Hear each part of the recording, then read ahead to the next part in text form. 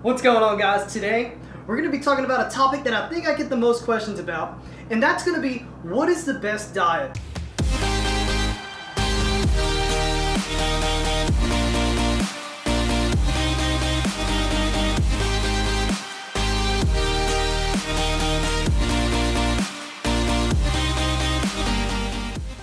Alright guys, so let's go ahead and jump right into it. We're talking about the different sort of diet plans that are out there. Now these are constantly changing every year and it can get pretty confusing as far as which one to go with. A really popular one this past year was the keto diet. So we're going to go ahead and break that down and talk about exactly how it works and should you use that or not. So for the keto diet, the way that it works is it takes out the carbs that you eat throughout the day and you go ahead and eliminate those. When you do this, your body is, for one, going to shred some of the water weight that it has, and for two, it loses its main source of energy. So what does it do? It goes ahead and it starts to target your fat. By doing that, it's going to eliminate the fat in your body and use that for an energy source. Now the thing about the keto diet is, it's great in my opinion for an upfront diet.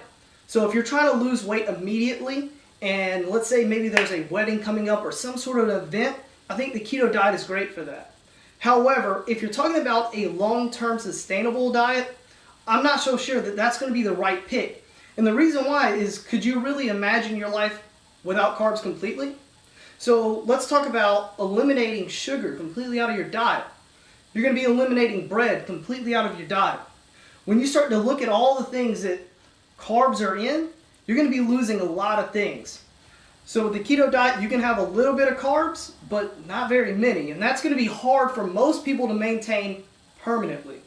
So instead, what I'd recommend is trying to have something more sustainable and long term.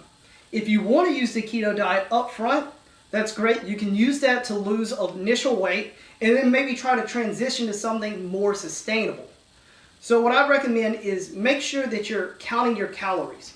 Because the keto diet, when it cuts those carbs, it's realistically cutting a lot of calories out of your diet as well, and that's helping you lose weight. So now that you've done that, you need to make sure that you're keeping your calories in check throughout the rest of the time, because once you start to get off that diet, if you eat whatever you want, that weight's just going to come right back. So make sure that instead you have a calorie check for whatever your weight currently is, which I believe the mathematics behind it is going to be your weight times 11 equals the amount of calories that you should be consuming daily in order to maintain a calorie deficit, which helps increase weight loss. So I'd highly recommend that you're keeping your calories in check and eating proper nutrition.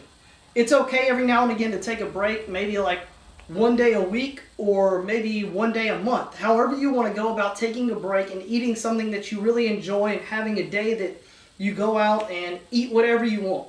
That's fine every now and again, but you just need to make sure that you're keeping your diet constantly in check. Make sure that you're hitting the right calories, and that's really going to help once you get the weight off, maintain that weight off.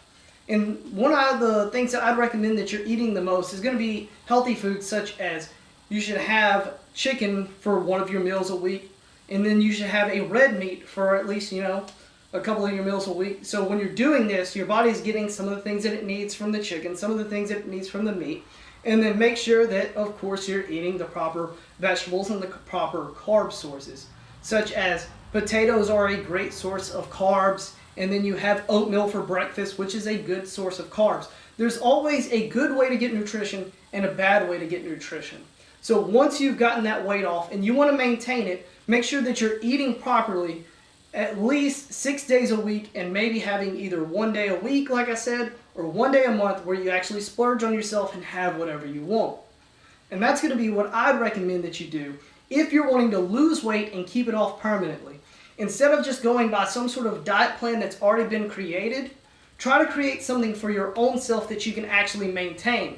Because if you can't maintain that diet permanently, then you're just going to fall off of it and that weight's just going to come right back. So instead of focusing on something that someone else has already created, you need to focus on yourself and think about what's realistic and what you can actually do.